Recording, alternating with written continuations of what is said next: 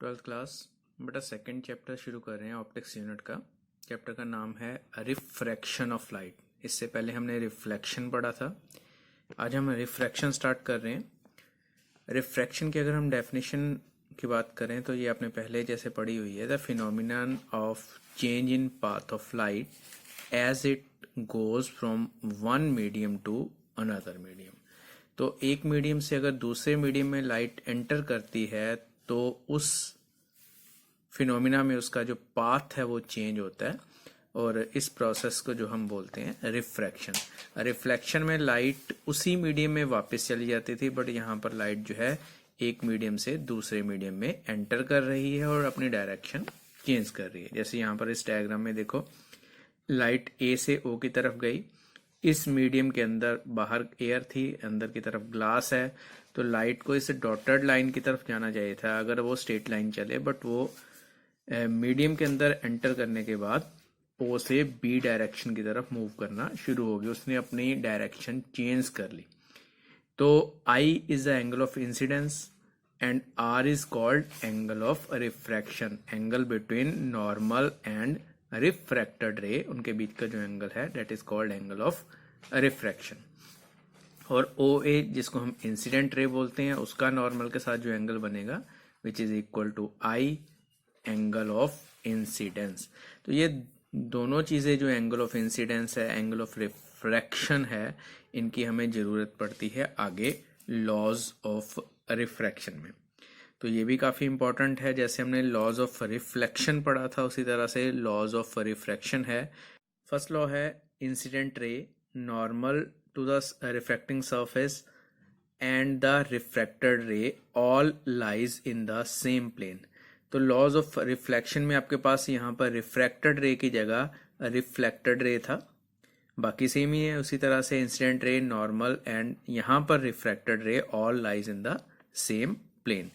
Second law जो कि काफी इंपॉर्टेंट है which is the ratio of the sine of angle of incidence to the sine of angle of refraction is constant for a two given medium या two given media.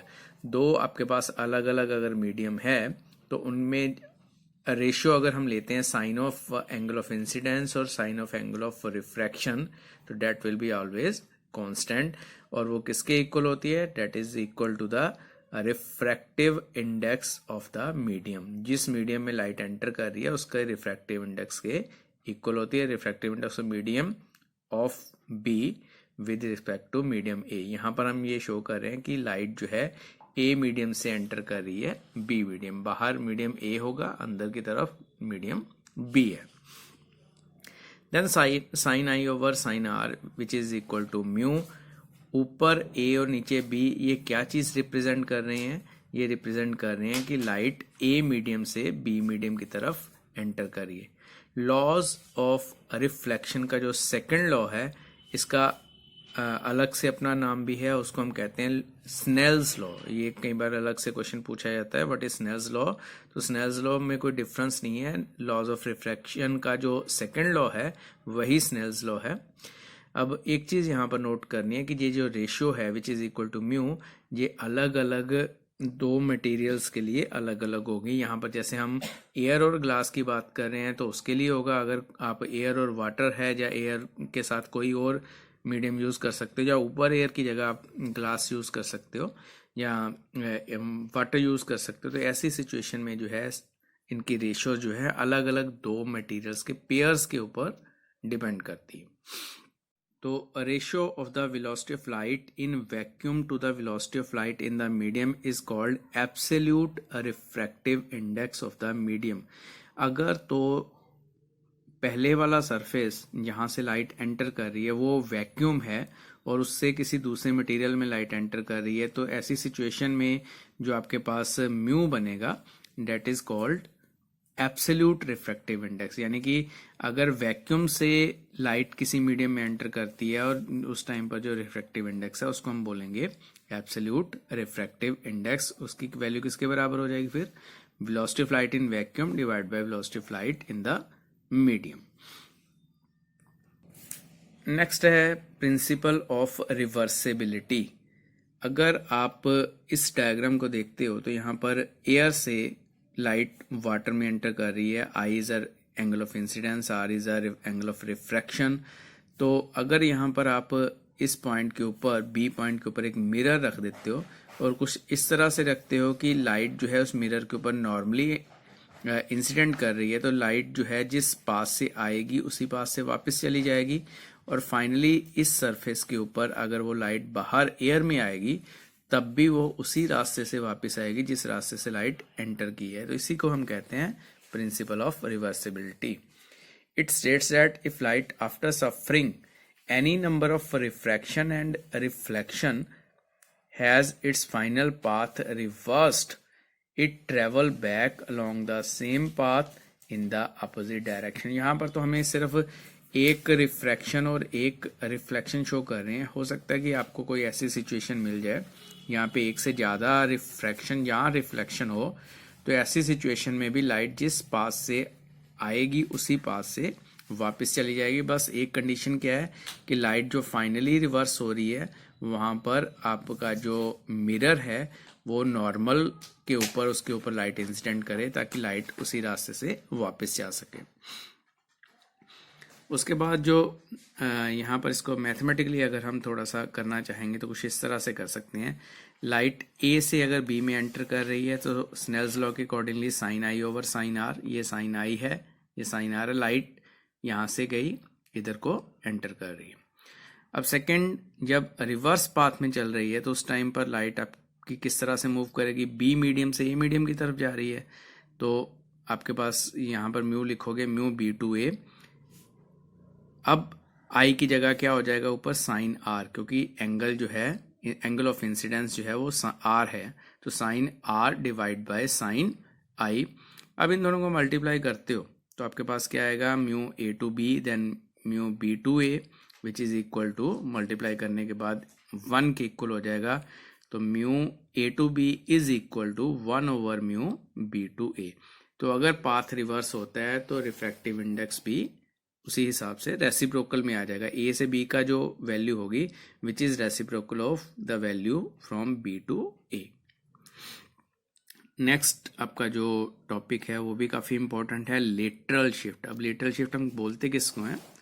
अगर इस diagram को आप observe करते हो, light ए से ओ की तरफ आ रही है, इस ग्लास की जो स्लैब है उसमें एंटर कर रही है। नॉर्मली इसका जो पाथ है वो ए से लेकर ओ, देन आगे ट्रेस करें उसको डॉटेड लाइन में आप देखोगे तो एल की तरफ जाना चाहिए, बट लाइट जो है वो रिफ्रैक्ट कर जाती है, उसकी जो डायरेक्शन चेंज हो जाती है, तो वो ओ से क्यू की तरफ बेंड कर जाती है। अब यहाँ पर बेंड करने के बाद लाइट फिर से वापस एयर में आ रही है, तो वो फिर से जो है क्यू से बी डायरेक्शन में चलेगी। तो ऐसी सिचुएशन में लाइट क्योंकि जिस मीडियम से एंटर की उसी मीडियम में वापस आ गई है, देन इंसिडेंट रे जो ऊपर से आ रही है और जो एमर्जेंट रे जो ग्लास स्लैब से बाहर निकल रही है, ये दोनों लाइंस आपस में एक दूसरे के पैरेलल होती हैं। तो इन दोनों पैरेलल लाइंस के बीच का जो परपेंडिकुलर डिस्टेंस है, यानी कि Q से लेकर K तक का जो डिस्टेंस, इसको यहाँ पे D से रिप्रेजेंट किया है, that is called lateral shift. तो डेफिनेशन इसकी क्या है?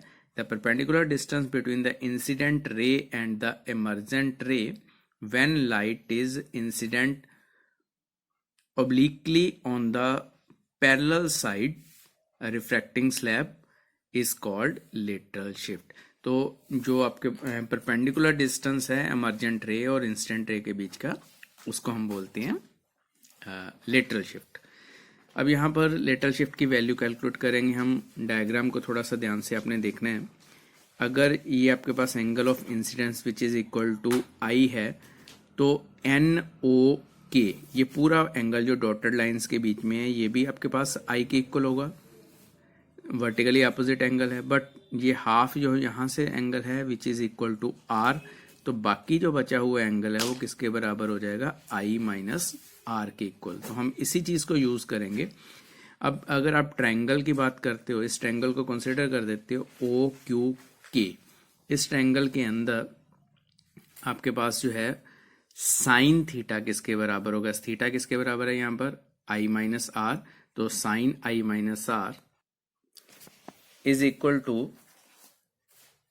क्यू के डिवाइड बाय ओ क्यू। अब क्यू के किसके बराबर है, small D which is lateral shift और divide by O Q. So lateral shift which is equal to O Q sine I minus R. पर प्रॉब्लम ये है कि हमें ओ क्यू की वैल्यू चाहिए, तो हम एक और ट्रायंगल कंसिडर करते हैं उसी डायग्राम के अंदर।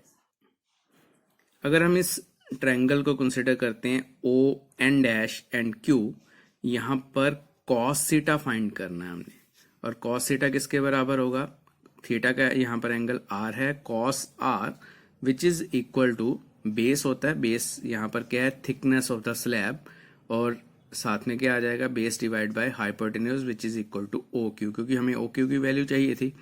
तो आपके पास साइन कॉस आर यहाँ से यूज करेंगे इस डायग्राम में से। देखो यहाँ पे cos r which is equal to O N dash divide by O Q t divide by O Q. यहाँ से ओ क्यू की जो वैल्यू है t divide by cos r, ये हम यहाँ पर पुट करने जा रहे हैं।